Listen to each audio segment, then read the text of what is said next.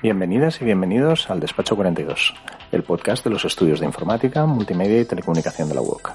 El podcast en el que hablamos de cómo la tecnología cambia la vida de las personas, pero también de cómo somos las personas las que hacemos cambiar la tecnología cada día.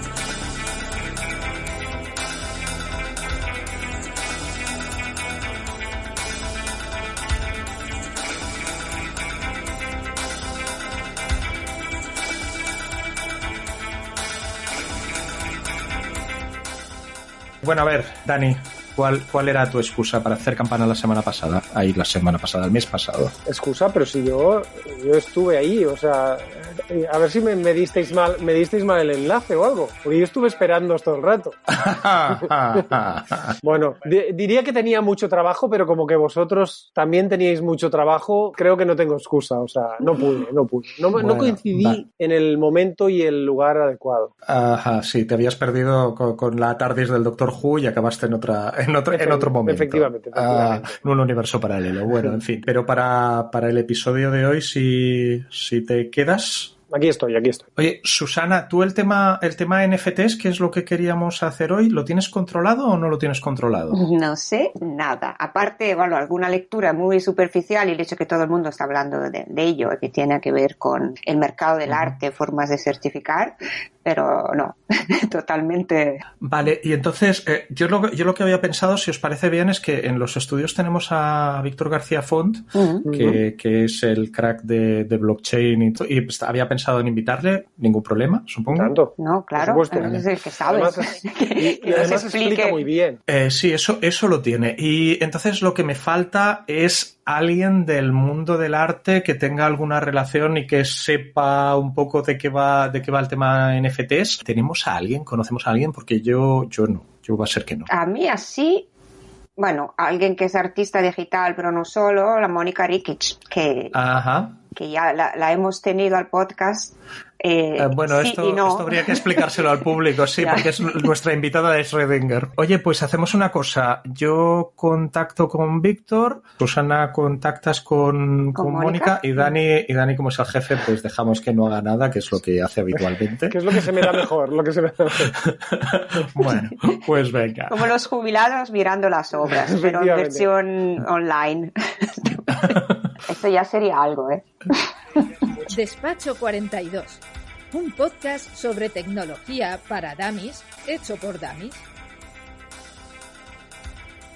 Bueno, pues como teníamos que hablar de los dichosos NFT estos, non-fungible tokens, algún día conseguiré decirlo sin pensar mucho, pues como decíamos antes, nos hemos ido a buscar a ver si teníamos a alguien que supiera de esto en los estudios y, oh maravilla, sí que tenemos a alguien, porque tenemos a Víctor García Font, que de hecho yo le tengo categorizado como experto en esto porque tengo un vídeo que tenéis en las notas del podcast, que vimos en directo, en el que explicaba cómo funcionaba Bitcoin y las blockchains en general hace como 3 años o 2 y medio, una cosa así, y dijo que era para no informáticos y prometo que consiguió que hasta lo entendiera yo, que esto es algo que es un mérito que debe reconocérsele a la gente y que no consigue todo el mundo, y yo desde entonces que le tengo como experto. Enhorabuena, Víctor, porque esto es complicado, ¿eh?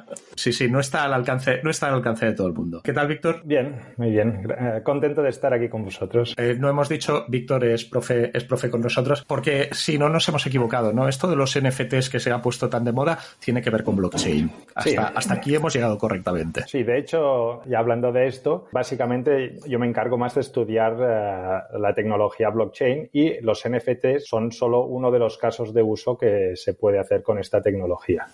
Vamos a ver, o sea, tenemos el vídeo de media hora explicando blockchain, que de verdad vale mucho la pena porque acabas pillando a muchos presuntos expertos que hablan de estas cosas y al cabo de 30 segundos dices, ya has metido la pata una vez, al cabo de un minuto llevas 2 y al cabo de 1 minuto y medio es aquello, vale, tú no tienes ni idea. ¿Te atreves con el reto de en 5 minutos explicar qué es un poco blockchain para que a la gente le entren ganas de ver el otro vídeo? Sí, perfecto. De hecho, yo creo que es la manera de introducir los NFTs, es primero entender de qué va lo de blockchain y las criptomonedas. Si nos remontamos al principio de todo esto, en 2009 sale una cosa llamada Bitcoin, que básicamente parece que es como un nuevo sistema de pagos digitales. Pensamos cómo hacemos normalmente los pagos digitales. Básicamente cuando pagamos con tarjeta de crédito, ¿no? Cuando pagamos con tarjeta de crédito no podemos dar directamente el dinero de nosotros al comerciante, sino que necesitamos alguna entidad que nos gestione este pago.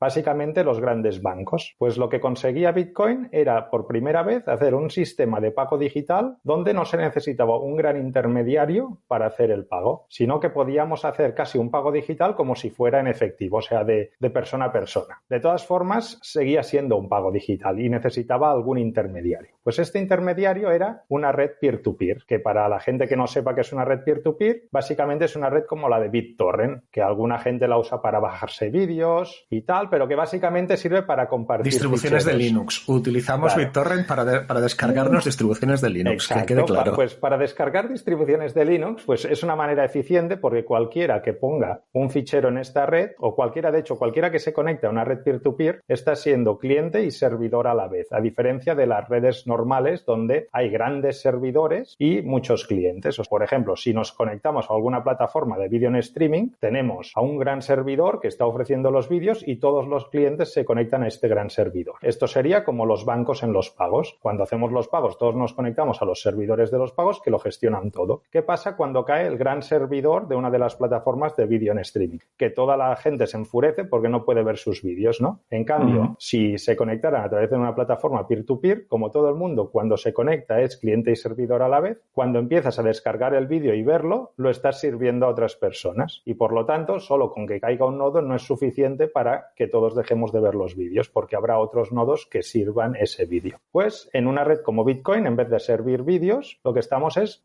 canalizando pagos. Cuando alguien se une a esa red, contribuye a gestionar los pagos. Y en vez de tener grandes servidores de bancos que están gestionando pagos, tenemos una red inmensa con muchos nodos que se dedican a gestionar esos pagos. Pero, ¿qué más ofrecía Bitcoin aparte de eso? Aparte de eso, también ofrecía que no estábamos pagando con euros, sino que pagábamos con Bitcoin, o sea, con una nueva moneda. El sistema se inventaba una nueva moneda. Esto hacía que tampoco fueran necesarios los bancos centrales, que son los que crean las políticas monetarias. Por lo tanto, Bitcoin se cargaba estos dos grandes bancos. Bancos comerciales para gestionar los pagos y bancos centrales para dictar una política monetaria. Interrumpo. ¿Esto tiene efectos positivos si, por ejemplo, no nos gusta el sistema financiero o vivimos en un país con una hiperinflación que hace cosas con su moneda? ¿De acuerdo? Y por lo tanto, pues si estamos en una cosa que es muy inflacionaria, probablemente prefiero tener mi dinero en forma de Bitcoin. Antes se hacía con oro y se sigue haciendo con oro que en la moneda del país, pero también tiene sus problemas de que, pues igual las transacciones normalmente las vigila alguien para intentar evitar, no sé con cuánto éxito, que se utilicen para fines pues poco legales. Sí. A ver, yo ahora estaba simplemente describiendo el sistema intentando ser un poco objetivo. Yo creo que esto tiene sus ventajas y tiene sus inconvenientes. Como dices tú, pues es una alternativa que se está proponiendo al sistema bancario y financiero, pero tiene varios inconvenientes. Yo no diría tanto el que dices tú, porque el hecho de que no haya nadie vigilando las transacciones ya me parece bien, pero por ahora tiene algunos problemas, primero informáticos, de escalabilidad. Ahora esto funciona porque hay pocos usuarios. De hecho, esto que pretendía ser un sistema de pago mundial, ahora no podría serlo porque por la manera como está hecho, ahora las comisiones por cada transacción son demasiado altas y tarda demasiado tiempo. Pero, por ejemplo, ahora está funcionando relativamente bien como una especie de oro digital, como decías tú. En vez de invertir en oro, pues podrías invertir en Bitcoin y, ahorraríamos cosas como la minería de oro, que es algo que tiene bastante impacto. Y, y otras muchas cosas. Para no desviarnos tanto, porque yo creo que esto daría para varios podcasts, los inconvenientes y todas las pegas de las criptomonedas. Básicamente, sabiendo cómo funciona el Bitcoin, que básicamente es una criptomoneda, que creo que no lo habíamos mencionado hasta ahora, Bitcoin es la primera criptomoneda, podemos ya ir a los non-fungible tokens, a los NFTs. Antes tenemos Bitcoin y otras blockchains que hay, porque hay muchas blockchains blockchains por detrás. Yo tengo aquí una captura de pantalla de tu presentación en el vídeo y lo que decías del uso de usar blockchains, en algún momento hablabas de unas ventajas y de unos inconvenientes. Y las ventajas un poco ya las has dicho, dijiste era muy segura, que esto es algo que ya ha salido. Una cosa que queda escrita en una blockchain no la vas a borrar nunca de la blockchain. Es bastante transparente, que esto a mí cuando no entendía cómo funcionaban estas cosas dices, no, pero sí, es cripto, ¿cómo va a ser transparente? Pero es una cosa que todo el mundo ve las transacciones que ha realizado todo el mundo en el sistema. Estaba esto de que es descentralizada, que no dependemos ni de bancos centrales, ni del banco de turno tuyo, ni de operadores de tarjetas de crédito, pongamos por caso, sería otro jugador, y no tendríamos intermediarios. Y entonces hablabas de unos inconvenientes, que también has mencionado como mínimo alguno, has dicho, es muy lenta. El señor Visa y el señor Mastercard pueden procesar un montón de pagos cada segundo, el señor Bitcoin y el señor Ethereum y el señor, pues no son capaces de procesar tanto, que podemos almacenar poca información de esas transacciones.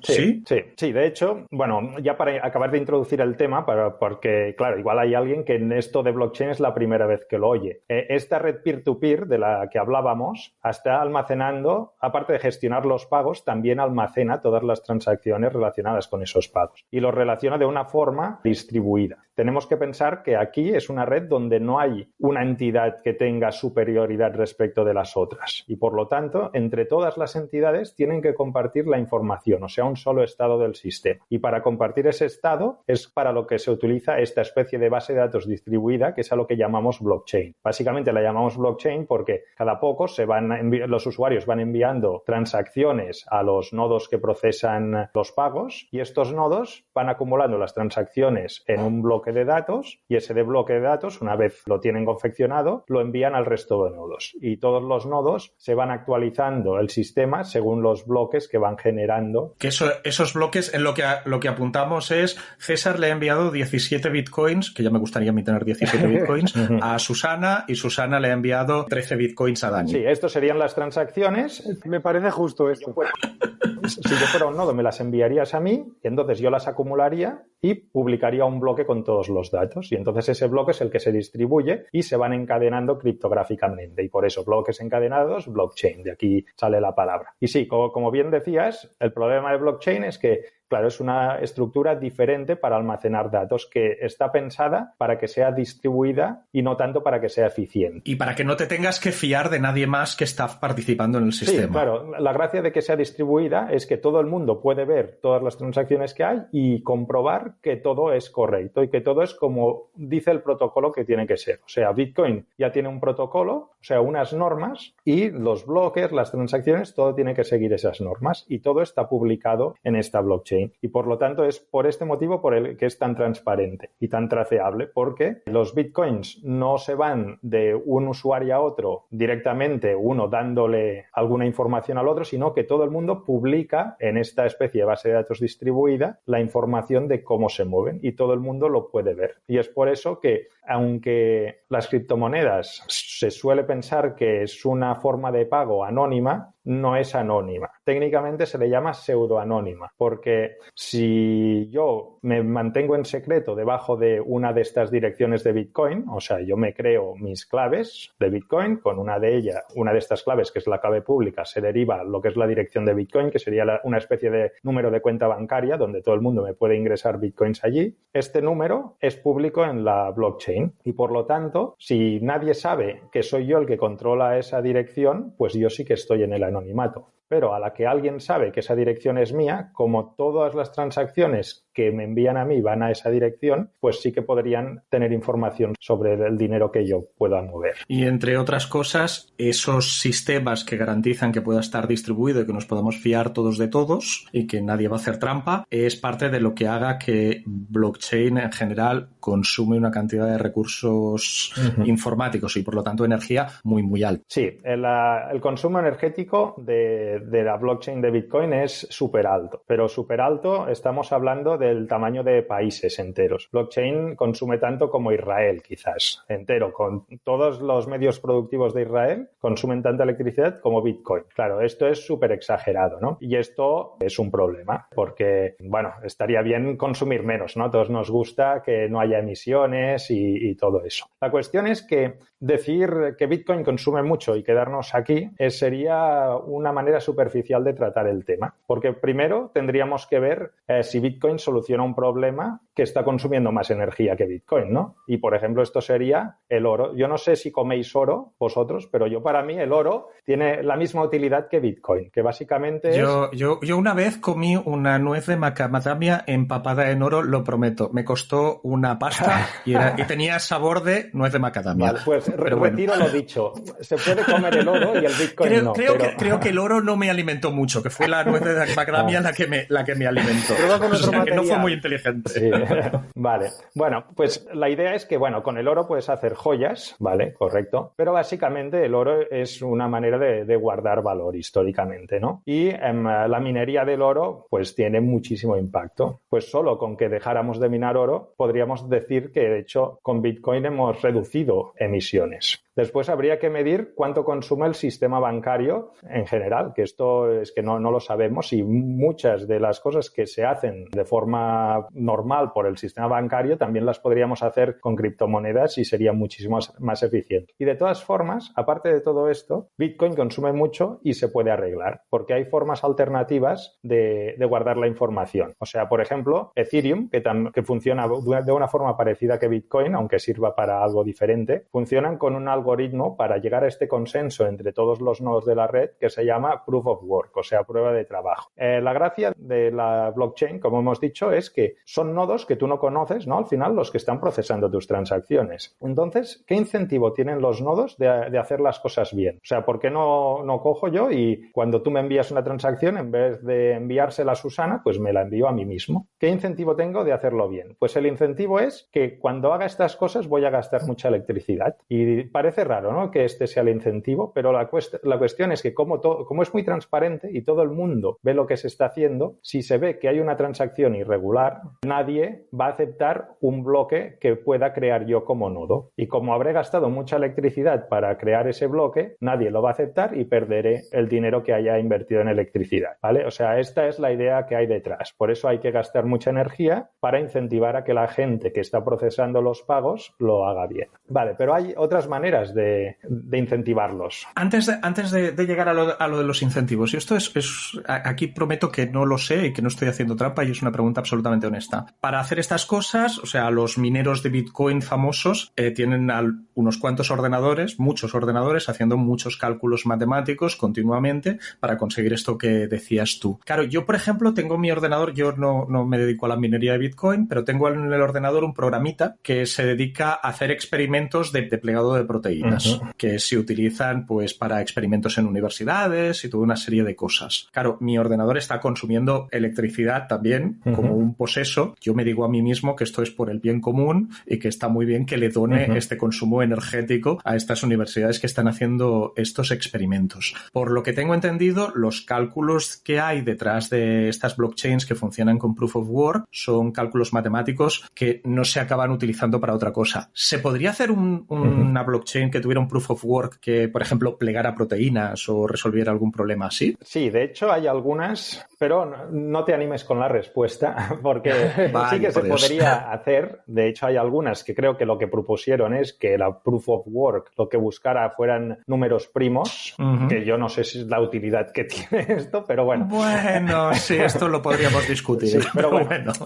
Era una prueba de concepto, ¿no? Al menos creo que se llama Primecoin la que había detrás de esto. Pero yo creo que estamos mezclando varias cosas. La gracia de Proof of Work es que tú has hecho esa prueba de trabajo y esa prueba de trabajo ha servido para securizar la cadena de bloques, la blockchain. ¿vale? Y aportas seguridad a la red. Cuando tú ese trabajo te sirve para otra cosa, ¿qué pasa si el valor de esa otra cosa ya te sirve más que el valor de securizar la red? No sé si me explico. Vale. O sea, la gracia de todo esto es que tú estás tirando el dinero, por así decirlo, para securizar la red. Y por lo tanto, si lo haces mal, lo tiras completamente. Ahora bien, si tú usas ese trabajo para hacer algo útil, quizás pues claro, ya no lo estás tirando tanto. Te sirva más que securizar la red. Y entonces, pues quizás decides no securizarla. No sé si me explico. Sí, no hay el incentivo de no hacer trampa. Es que se pierde. Exacto. En blockchain no todo es tecnológico. Hay gran parte que es de teoría de juegos. Y esto funciona porque, bueno, la teoría de juegos que hay detrás funciona. Y la gente tiene incentivos para hacer las cosas. Y contra más lo compliquemos y contra más incentivos demos para que en vez de securizar eso sirva para otra historia, pues tendremos riesgos que quizás no queremos tener. Muy interesante. Vale. Y por eso yo creo que las cosas tienen que tender hacia que el proceso no gaste energía, no tanto a que el proceso sirva para otra cosa. De acuerdo. Y simplemente, o sea, la idea que hay detrás de las nuevas técnicas que se están proponiendo es que, como la idea era, vale, tú vas a gastar mucha energía y como no lo hayas hecho bien, vas a haber tirado la energía porque no te vamos a aceptar el bloque. Pues decimos, si ahora las criptomonedas sabemos todos que tienen valor. Pueden tener más o menos, o para alguna gente puede que esto no sirva para nada, pero sabe que si las quiere vender, las puede vender. Por lo tanto, la criptomoneda tiene valor. ¿Por qué no podemos hacer que antes de generar un bloque nuevo, estos mineros, estos nodos, pongan un depósito en criptomonedas? Entonces, si el nodo que crea el nuevo bloque para la blockchain no lo crea correctamente, simplemente pierde el depósito, ¿vale? Y ya le hemos dado un incentivo. El incentivo será que si no lo haces bien, pierdes el depósito. Por lo tanto, ya no le hace falta al algoritmo gastar un montón de electricidad, que el nodo que genera ese nuevo bloque gaste mucha electricidad, porque el incentivo no será ese, el incentivo será no perder las criptomonedas. Esto es, en vez de Proof of Work, sí, Proof of Stake. Exacto, y esto es lo que se llama Proof of Stake, o sea, prueba de participación.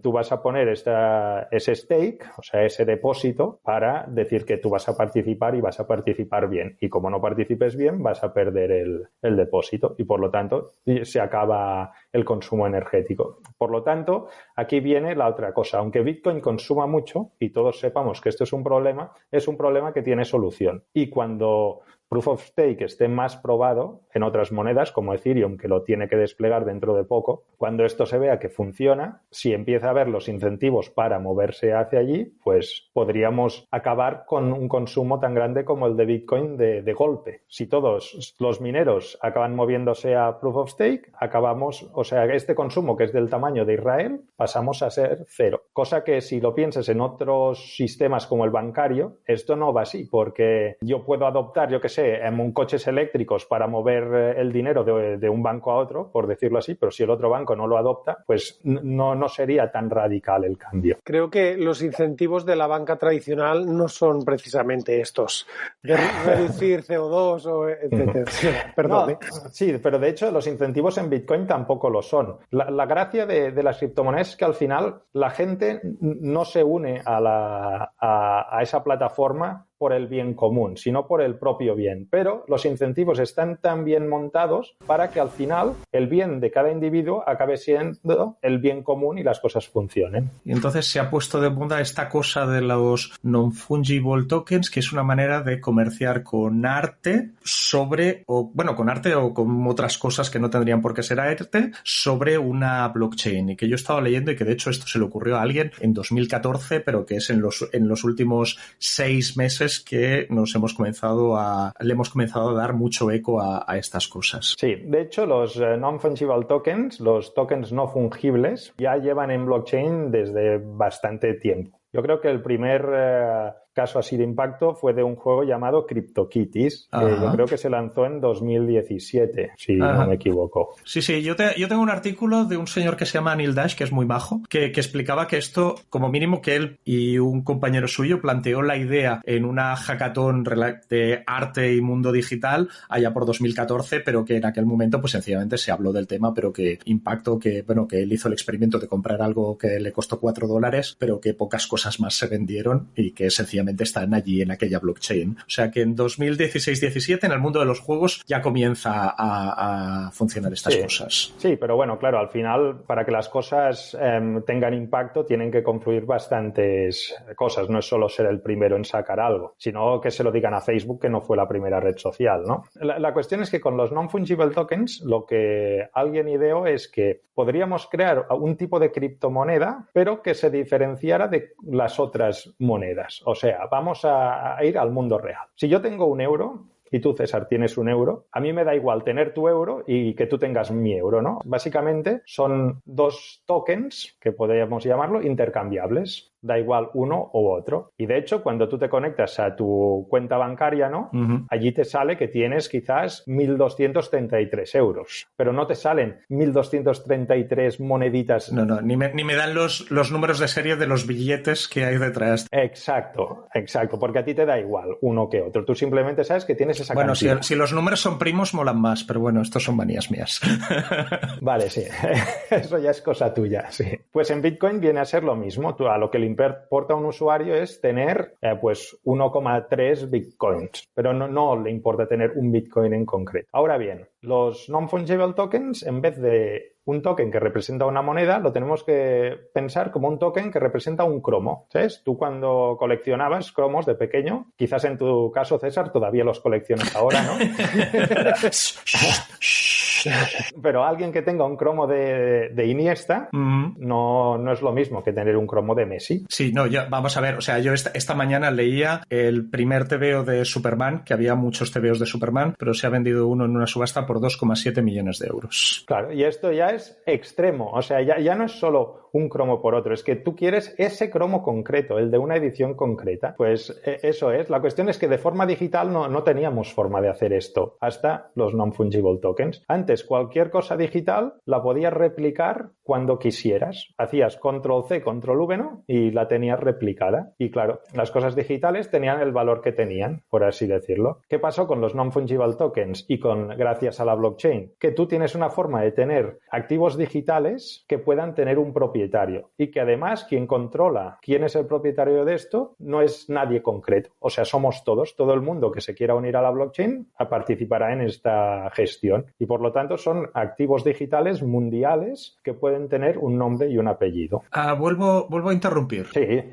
Si yo fuera a comprar tierras con los 18.000 bitcoins que no tengo, inscribiría esa transacción en un registro de la propiedad que dice este kilómetro cuadrado de tierras es de César. Estamos hablando de un concepto bastante similar a lo que pasa aquí. Un notario apunta, César tiene este trozo de tierras y lo registra en algún sitio y por lo tanto es mío. ¿Sí? ¿Es parecido a lo que hacemos con...? Vale, el non-fungible token, esto tiene que dar claro, sirve para representar activos digitales. Una cosa es que podamos tener casos de uso donde el digital y el físico se unan. Podríamos decidir que ya no queremos notarios, ¿no? Y que una tierra concreta o un piso está representado por un NFT. Quizás podríamos decidir esto, pero yo creo que habría muchos otros problemas. A nadie le gusta ir al notario, pagar las comisiones del notario y toda la burocracia que pueda representar, pero bueno, la sociedad yo creo que no está preparada para que los pisos se intercambien de persona a persona a través de tokens no fungibles. Pero si vamos a casos un poco más simples, más mundanos, no hace falta pasar de la nada a comprar pisos con NFTs. Pero imaginemos un caso de uso que fusiona el mundo físico con el digital, que lo propuso Nike, ¿vale? La empresa de zapatillas, ¿eh? Manufacturó unas zapatillas que cada par de zapatillas iba asociada a un NFT, ¿vale? Y tú cuando comprabas las zapatillas te transferían el NFT. ¿Qué pasa? Que con las zapatillas estas de marca y así un poco exclusivas hay mucho mercado de segunda mano y por lo tanto cuando alguien va a venderse las zapatillas de segunda mano, pues el que las compra siempre tiene la duda de si esas zapatillas son originales o son una copia. ¿Qué pasa si tienes un NFT que representa tus zapatillas? Que a quien se las vayas a vender le puedes enseñar toda la trazabilidad de la zapatilla. O sea, le podrías llegar a probar que de hecho esa zapatilla salió de la fábrica de Nike y transferirle tú la propiedad del NFT junto con la zapatilla zapatilla cuando se la vendas. Y cuando se la vuelva a revender, podrá hacer lo mismo. Y podremos probar de una manera súper fácil que las zapatillas eran originales. Esto para empezar, porque entonces podemos pensar muchos otros casos de uso. Yo no lo he usado nunca, pero por ejemplo hay mundos de estos virtuales como Second Life, ¿no? Que quizás podemos importar el token, el NFT que representa nuestras zapatillas e incorporar ese modelo concreto a nuestro avatar. ¿Sabes? Y iremos vestidos en el mundo virtual con nuestra misma ropa, pero no porque nosotros hayamos creado el avatar así que se parezca a ello, no, porque Nike puede incorporar esa misma zapatilla de Nike, no creada por nosotros ni nada, no, de Nike, y nosotros al adquirirlo, la zapatilla física también la estamos adquiriendo virtualmente. Y de hecho, si ya nos empezamos a meter en este mundo de los juegos y todo esto, yo creo que es donde están habiendo los casos de uso más disruptivos referente al NFT, que es, imagínate, yo no soy jugador, o sea, a mí simplemente me impresionó lo que llega a la gente a discurrir con todas estas cosas.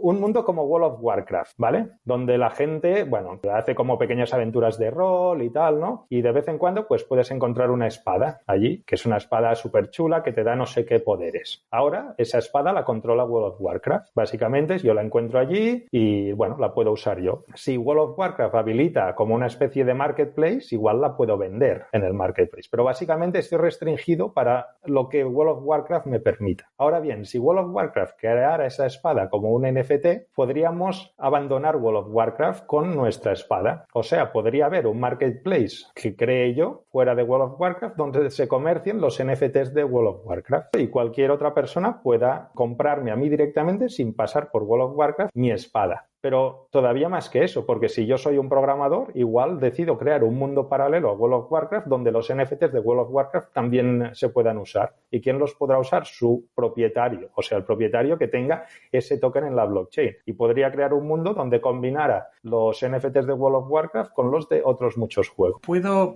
hacer un poco de abogado del diablo y de tocanarices, que es algo que se me da muy bien. Vuelvo al ejemplo de las bambas con el NFT asociado. Uh-huh. Yo, de hecho, podía comprar las bambas de Nike, podría comprar una falsificación de 10 euros made in, no sé, en Shenzhen, y entonces cuando te las vendo a ti, que eres de golpe te has vuelto loco por las bambas, y te vendo las falsas y el NFT, el non-fungible token. Uh-huh. De hecho, yo sigo teniendo las originales, lo que he dejado de tener es el certificado de autenticidad de mis bambas originales. Que no quiere decir que te esté haciendo trampa, porque tú me has comprado las bambas y el NFT, y el NFT te lo he vendido y de ese estás absolutamente seguro. Pero cuando tienes NFTs ligados a cosas físicas reales, uh-huh, hay un momento en que eso, primero, que no sabes si el valor está en el objeto o está en el certificado de autenticidad del objeto, que esto también pasa ahora en el mundo del arte, o sea, no es un problema nuevo de NFT.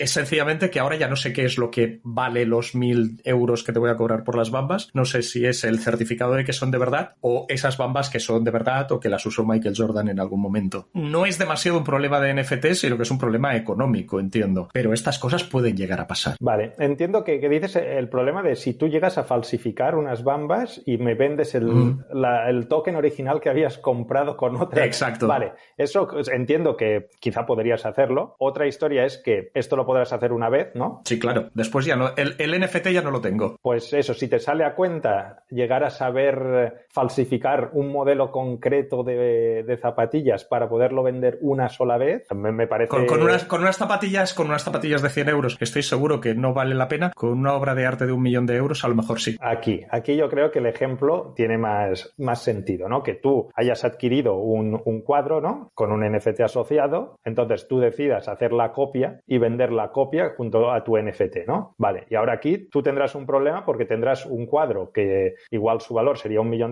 pero no tienes cómo probar que es el cuadro auténtico. Por lo tanto, tú ya Correcto. Tienes el incentivo de no hacer eso para que tu cuadro siga teniendo algún valor. O sea, para que poderlo probar. De todas formas, podrás hacerlo solo una vez también. Ya habremos restringido el número de veces que puedes hacerlo. Y, de todas formas, cuando alguien detecte, quizás a quien se lo has vendido, después se lo vuelve a vender a alguien sin saberlo, ¿no? Que ha pasado eso, pero quizás llega un momento que alguien alguien detecta que eso es una copia, ¿no? Vale, pues entonces iremos a la cadena de transferencias que indicará la blockchain y dirá, vale, ¿quién me lo ha vendido a mí? Esta persona. ¿Quién se lo ha vendido a esta? César. ¿Sabes? Pues podremos ir indagando dónde está el problema. Pero de hecho yo entiendo que cuando hablamos de tema de arte, claro, no es lo mismo que con unas bambas, unas zapatillas. Antes decías, Víctor, que al final, si tú haces un JPEG, una imagen, esa imagen se puede replicar infinitas veces. O sea, aquí la gente lo que está pagando es, en el fondo, por la exclusividad de decir, la original es mía, ¿no? Entonces, claro, independientemente de que yo le dé una copia que no sea la real en temas digitales,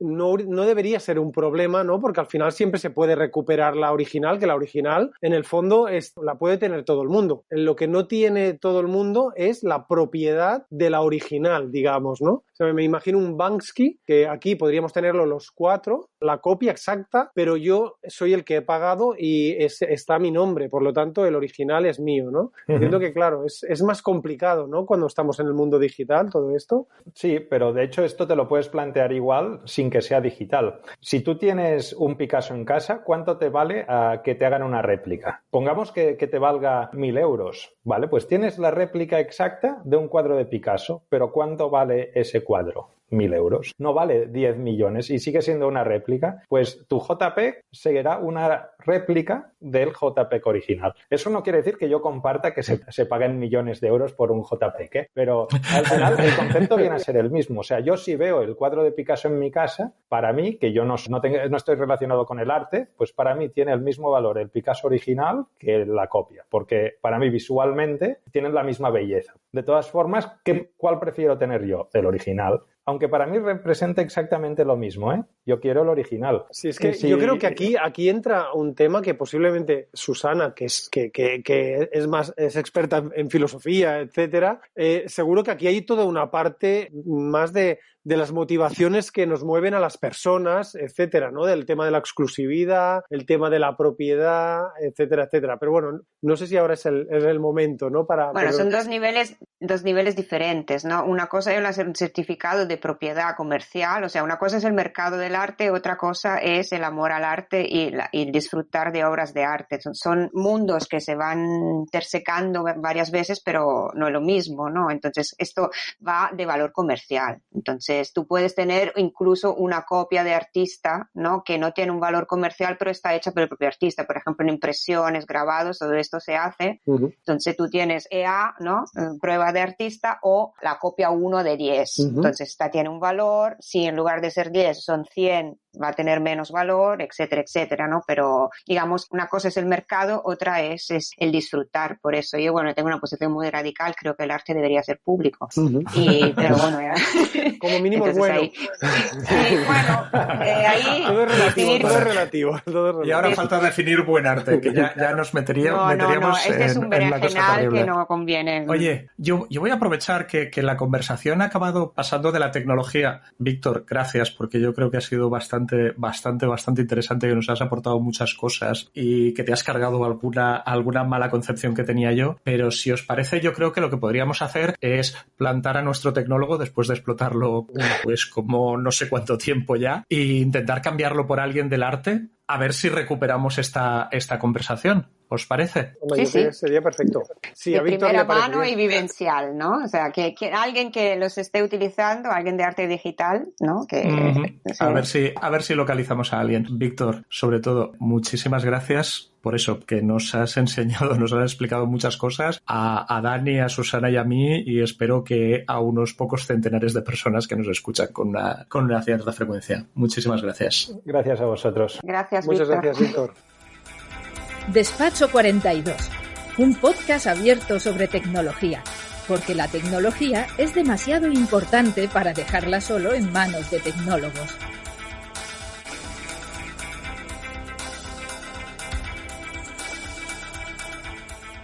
Bueno, pues después de la conversación con Víctor, pues decíamos que teníamos que hablar con alguien del mundo del arte y hemos conseguido hablar con uno de los contactos de Susana, que es Mónica Rikic. Hola, Mónica, ¿qué tal? Hola, ¿qué tal? Buenas tardes.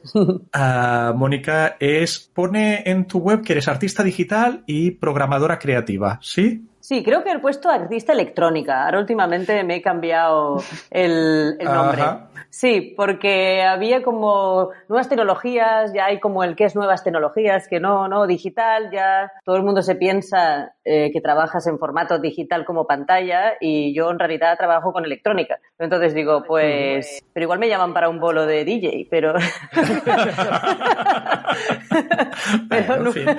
no sé, ahora he elegido voy cambiando. Aprovecho para explicar una batallita para los escuchadores de Despacho 42 de toda la vida, que igual recordáis un episodio hace un año, un poquito más de un año que lo publicamos, que iba sobre que nos fuimos Susana y yo sin Dani, porque Dani nos hizo campana, al CCCB a ver una expo, y al final de aquella expo había una instalación tuya, ¿verdad? Sí.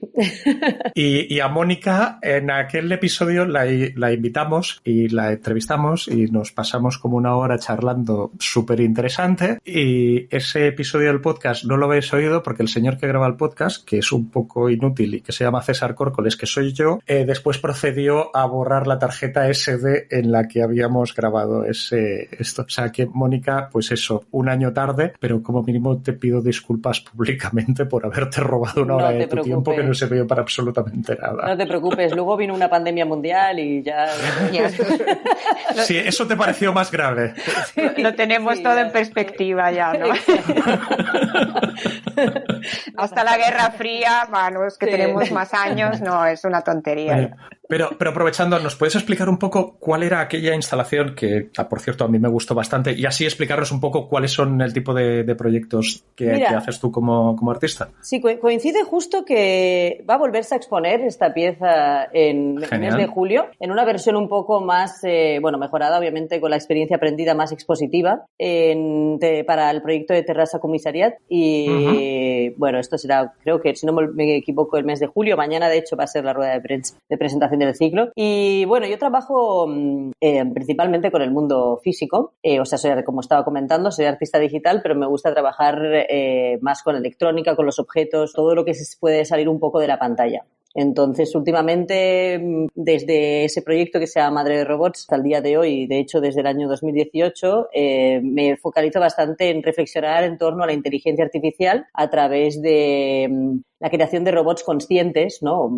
Obviamente son ficciones futuristas, narrativas de ficción futurista que están personificadas por robots conscientes, y me imagino, bueno, obviamente supuestamente conscientes, ficcionalmente conscientes, y a través de ellos me intento llevar al límite como cuáles serían las posibilidades de una conciencia maquínica, ¿no? O sea, qué pasaría, cómo se sentirían los robots o las robotas si tuvieran cualidades humanas. Y bueno, más o menos pues trabajo sobre esto, siempre con un poco de humor, siempre desde un punto de vista bastante lúdico, para hacer el arte accesible a todos los públicos, y a partir de diferentes capas en las que te vas introduciendo en la pieza puedes llegar más lejos o simplemente jugar con ellas.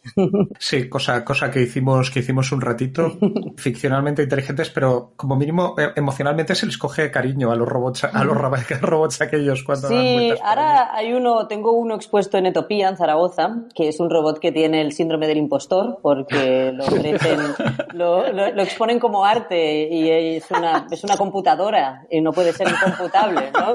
Entonces, aparte es como soft robot y da bastante impresión. Y estuve hace poco ahí y me comentaron que con las visitas familiares les preguntan qué nombre le ponen al robot. Y la gente empatiza bastante, sí. Sobre todo que es como de gelatina y tal, sí, está bien.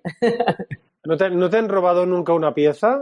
Porque... Está dentro de una vitrina, porque obviamente es arte, ¿no? Y el arte se expone dentro de vitrinas, ¿no? El arte con mayúsculas, ¿no?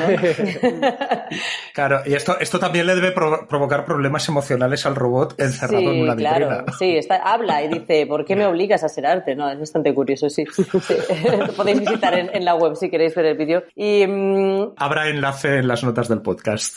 Y piezas no me han robado, pero con Madre de Robots en la exposición de CDCB no estaba 100% como me gustaría, porque cuando lo dejaba libertad a la gente hacían guerras de robots. No robaron piezas porque no llegaban, pero alguno salió malherido.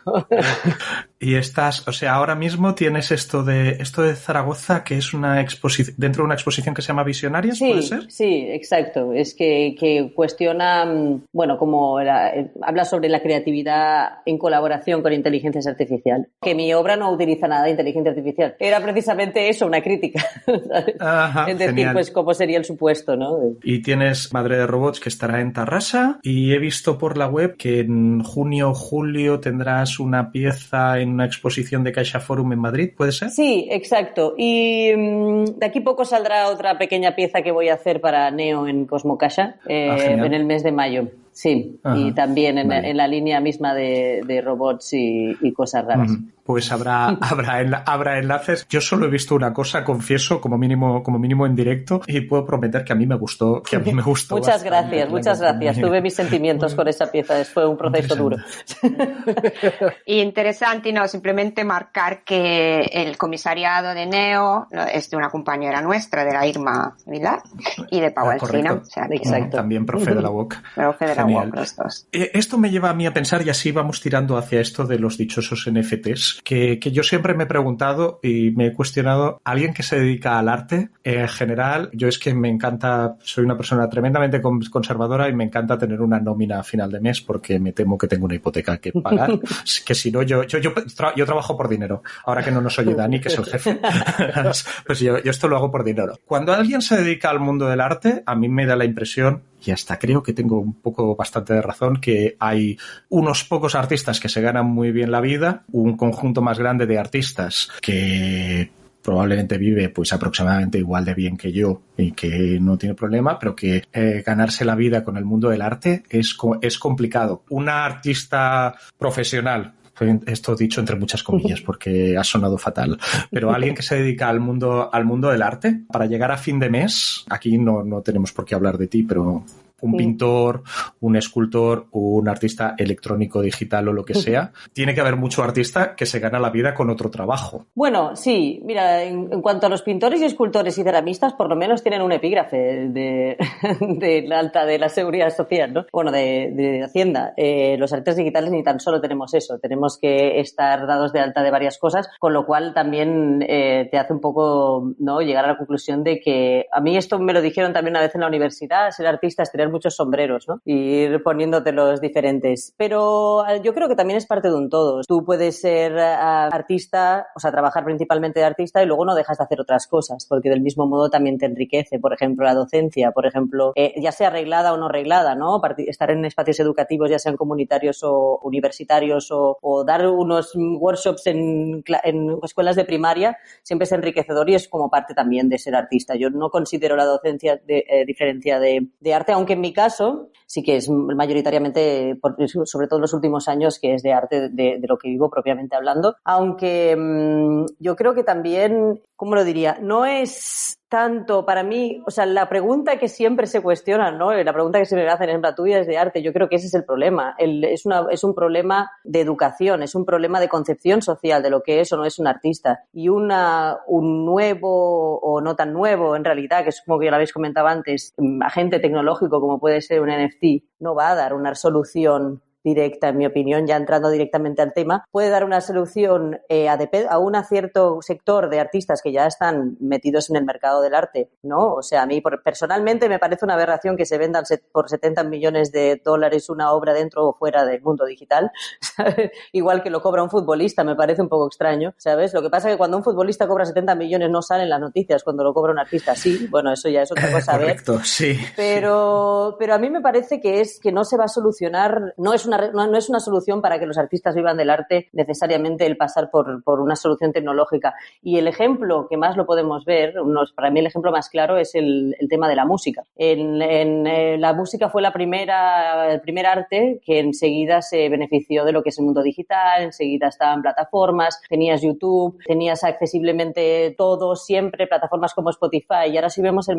modelo de negocio de plataformas como Spotify, sin hablar de grandes artistas que siempre son los siempre hay grandes ejemplos de historias de éxito, para un productor independiente tenemos un beneficio casi ínfimo y para las plataformas tenemos mucho dinero y tenemos, me incluyo, las usuarias y los usuarios que estamos pagando 15 euros al mes, ¿no? Entonces, dice, la relación de ganancia, creo que en mi opinión, y podría entrar en discusión por quien quiera lo contrario, por supuesto, ningún problema, en mi opinión no es equitativa, y lo que me parece aún más serio, que es la mentalidad de que se impone en la sociedad de que la música es gratuita, es accesible y siempre está a nuestra disposición. Entonces la gente no quiere consumir música, no quiere pagar, no quiere invertir económicamente en la música. Entonces volvemos a lo que intentaba defender, que es un problema más de educación y de concepción social de lo que es el arte en este país, sobre todo, porque en otros países funciona diferente, que no en resultismo tecnológico como puede ser un NFT. Sí. NFT. En algún momento ya le dedicamos el podcast a hablar unos cuantos minutos de solucionismo tecnológico,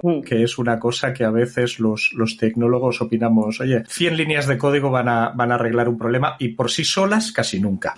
Pueden ayudar a solucionar un problema, pero la tecnología, solo por la tecnología, esto yo creo que ya quedamos todos bastante convencidos de que es así. En muchos casos replican formas de hacer previas, ¿no? Simplemente las optimizan, las hacen más rápidas, más difusas, ¿no? No se aprovecha la tecnología para romper y dar un cambio a ese tipo, porque yo no estoy entendiendo, bueno, entiendo un poco de este tema, pero no me he metido, pero no veo mucha diferencia con un certificado hecho por, bueno, una típica expertise de arte, ¿no? De arte antigua, por ejemplo, el típico crítico de nombre que en base a su experiencia afirma que esta obra tiene un valor que podría ser de verdad. Y si recuerda, no sé si en España llegó el caso de las cabezas de Modigliani de mentira, que fue una broma que hicieron en la ciudad al lado de la mía, que son muy bromistas.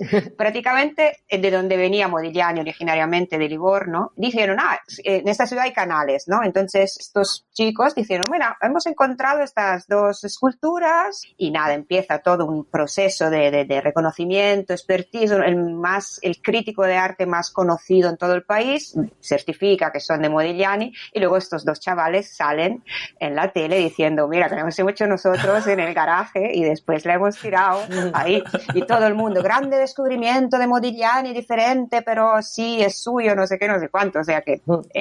Bueno, pero esto con los NFTs también puede suceder, sí, o sea, porque... Bueno, supongo que tal vez hablando más de la técnica habéis entrado en eso. Cuando tú compras los metadatos, que es al final lo que es el NFT, no estás comprando la obra así, estás comprando un enlace a esa obra. Y hay también un caso que ahora mismo no sabré decir el artista, de un artista que por Twitter, y este ejemplo me lo dio mi querido amigo David Proto, que es creador de Creari, que valga redundancia, y de la red social que funciona por blockchain, y me dijo que ya él había vendido, este artista había vendido piezas a un precio, tampoco, no estamos hablando de millonadas, pero estaba vendiendo, ponte a $50, y luego lo que hizo fue cambiar el link a la obra. O sea, tú habías comprado una obra y luego te habían cambiado la obra, y lo que tú has comprado es el metadato, no has comprado ni siquiera la parte física, ¿no? Entonces, bueno. Sí, esto yo había leído también alguna crítica, enlazaré el contenido en las notas del blog, pero es eso, o sea, en general lo que almacenas en la blockchain, esto no nos ha dado tiempo a hablarlo con Víctor antes, pero lo que almacenas es para una obra o un enlace a la obra o una especie de firma digital de la obra, pero claro, de golpe la gracia de un NFT es que es un sistema distribuido, pero si apuntas a un enlace que está en no sé qué.com y de golpe cierra no sé qué.com, ese enlace acaba de desaparecer, o la persona que tiene el servidor en no sé qué.com, si es el propietario de la obra, me parece bastante más divertido, la verdad, pero te puede cambiar. Oye, pues mira, en la URL a la que apuntaba tu NFT, antes había esto y ahora hay una foto de César Córcoles. O sea que como broma estaría bien, pero si te has gastado 50 euros y te encuentras mi foto, hasta yo me enfadaría.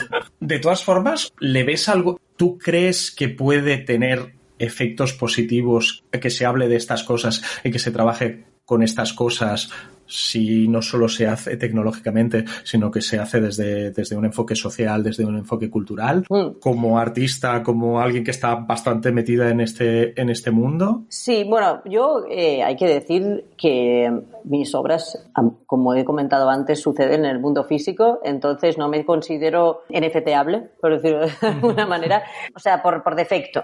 ¿no? Sí que conozco casos en la gente, pues mira, esto le ha llevado a coger curiosidad y a ponerse y a intentar ver qué puede generar, ¿no? Y a ver, bueno, pues a ver si suena y ganan dinero, porque obviamente, pues como comentábamos, la vida artista puede ser precaria y siempre está bien intentar nuevas vías. También he de decir que acabo de mentir, porque sí que es verdad que he participado en una obra en NFT, pero por ejemplo me sirve también la plataforma en la que he participado, que ha sido haciendo una parte de programación a una pieza de un compañero que se llama Enter. Me da pie a hablar de una cosa que a mí me gusta mucho que puede suceder a través de este mundo del NFT o del blockchain y tal, que es hacer obras programables, ¿no? O sea, ¿qué está aportando?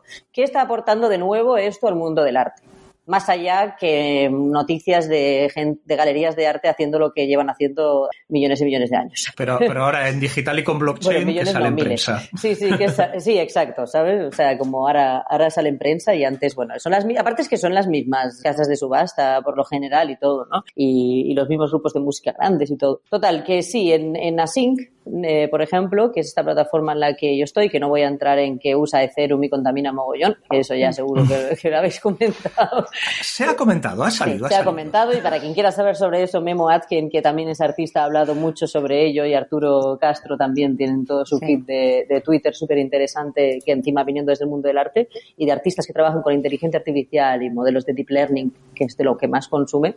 Pero, por ejemplo, poder hacer obras programables, ¿no? En Async, cómo funciona es que tú no adquieres la pieza, sino adquieres capas, como si fuera un Photoshop, ¿no? Capas de las piezas. Y hay capas que pueden ser programables, ¿no? En el caso de la pieza que yo estaba trabajando con Enter, bueno, nosotros tenemos como una historia alrededor del Papa de Roma y tenemos como ahora tengo miedo. Una afición compartida. No, entonces, pues él es un artista que hace arte 8-bit y se focaliza mucho en el Papa, y bueno, me pidió ayuda para hacerle una parte programable, que una de las capas, en vez de actualizarse, porque tú compras la capa y la actualizas, ¿no? Tú puedes modificar la pieza de arte. La pieza de arte está en internet, está abierta, es modificable por quien compre un trocito o la posibilidad de modificarlo, y esta capa no la pueden modificar los recolectores o los colectores, sino que se actualiza según el valor en bolsa de Excom, que es la compañía que tiene el Papa Móvil y estas cosas del Papa, ¿no?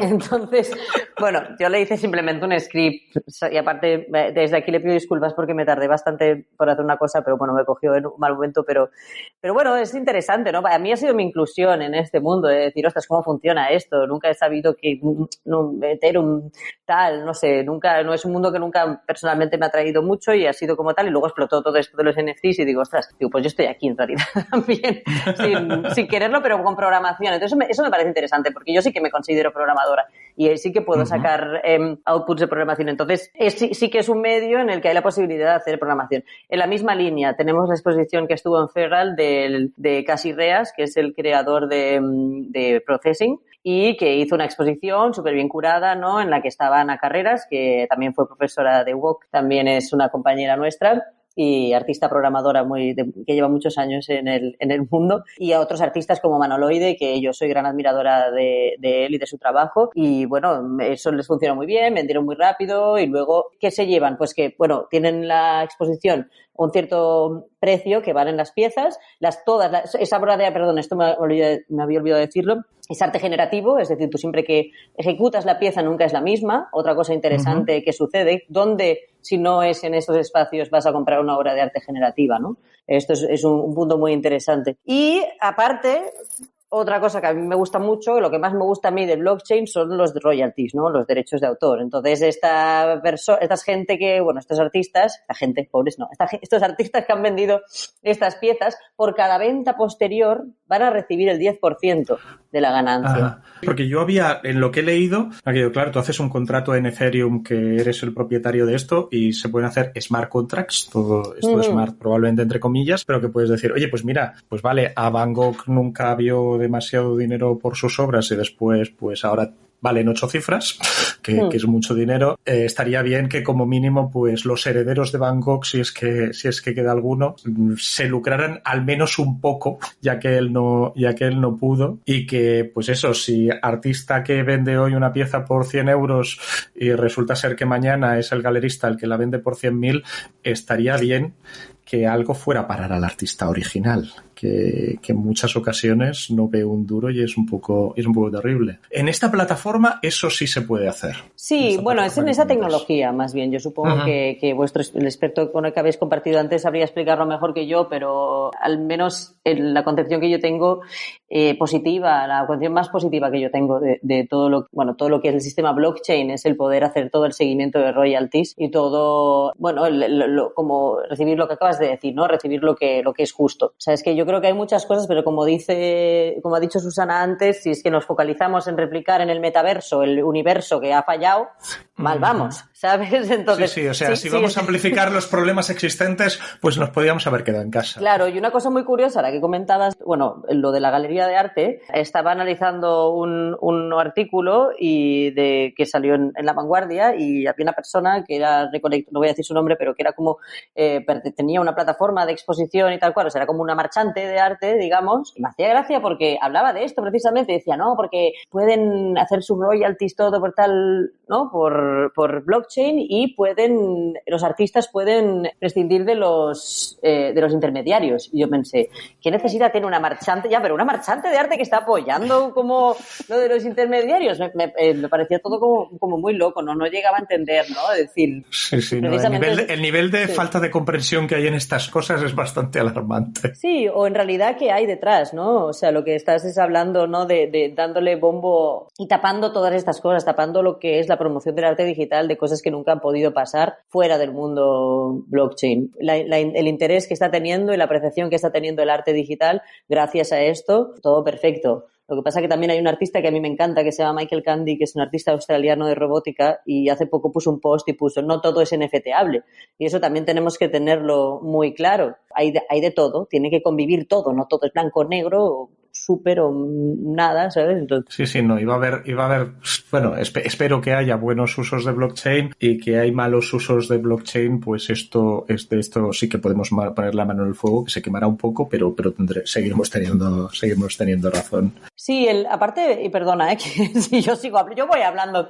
El tema es también el tema de la ahora que decías que las cosas irán evolucionando, sobre todo en el tema de la ecología, que ahora es un punto muy criticable. También la tecnología irá mejorando, esto es lo que dicen, ¿no?, los más positivistas del NFT, que esto irá mejorando, irá consumiendo menos, perfecto. Esto se irá estabilizando y quedarán y llegarán a, bueno, cosas más estables, por decirlo de alguna manera, mejores o peores no lo sabemos, pero más estable, ¿sabes? Pero yo insisto en que al final lo que beneficiará al arte será una mayor conciencia sobre qué valen las cosas o qué dejan de valer a nivel emocional y a nivel económico. Y luego también en cuanto a la tecnología, lo único que va a salvarnos, por decirlo de alguna manera, es una reflexión crítica en torno a la tecnología. Entonces, si no tenemos reflexión crítica, no pararemos de replicar en el metaverso el universo fracasado, que es lo que digo. Si vemos las primeras experiencias que había de Internet, lo que Internet quería ser en su día, yo creo que aprenderemos mucho más que de pensar que es un hervidero de criptomonedas en el que cada uno tiene que meterse ya para conseguir su pequeño trozo. Creo que de hecho es una buena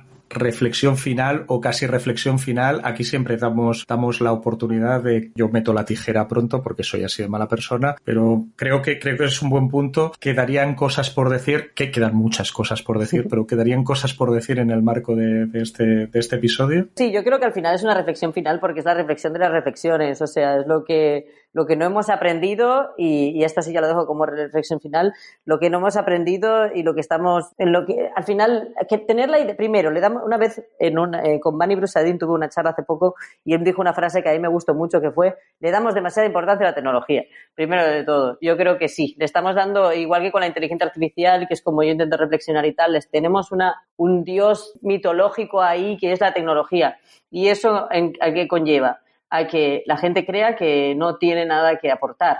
en la tecnología. Y eso al final, ¿en qué deriva? En que a través de sistemas tecnológicos se nos esté, con el algoritmo mundano que yo le llamo, pues meternos un montón de comportamientos que no necesariamente son beneficiosos. Yo creo que debemos coger conciencia de que somos un agente activo dentro de este mundo de la tecnología, ya sea del arte o ya sea de la vida en general, y ver cómo queremos proyectar todo eso.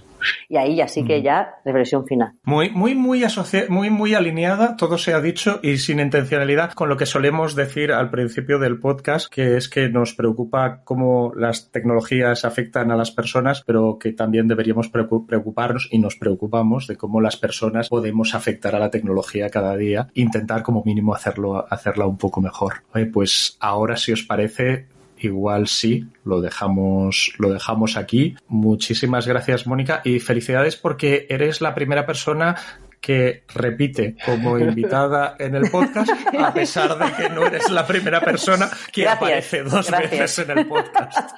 Estás en otro universo donde se acaban los calcetines que se pierden en la lavadora y los archivos borrados por error. Está bien, me gusta habitar ese espacio. Pasa nada, gracias a eso nos hemos vuelto a ver. Así que yo encantada. Siempre que queráis me podéis llamar. ¿Y en breve nos vemos en Tarrasa? Sí, bueno, antes será en Cosmocaixa. Vale, bueno. La próxima cita es en Cosmocaixa. Vale, perfecto, gracias, Mónica. Bueno, muchas gracias a vosotros. Muchísimas gracias, Mónica. Venga. Hasta luego. Chao.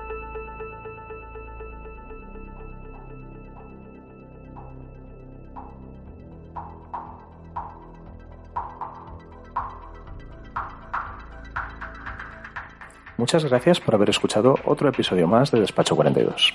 Si quieres comentarnos algo, nos encontrarás en nuestro blog, en informatica.blogs.uoc.edu.